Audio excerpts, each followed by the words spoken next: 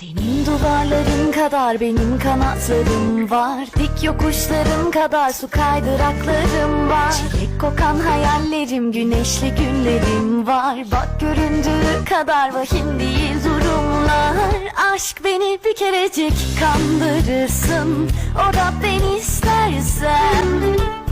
Ya sever ya ruhunu yaşlandırırsın, nasıl istersen.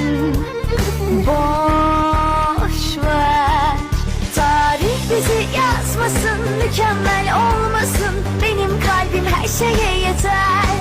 Mucize sunmasın, hep adil olmasın. Hayat bu, inan.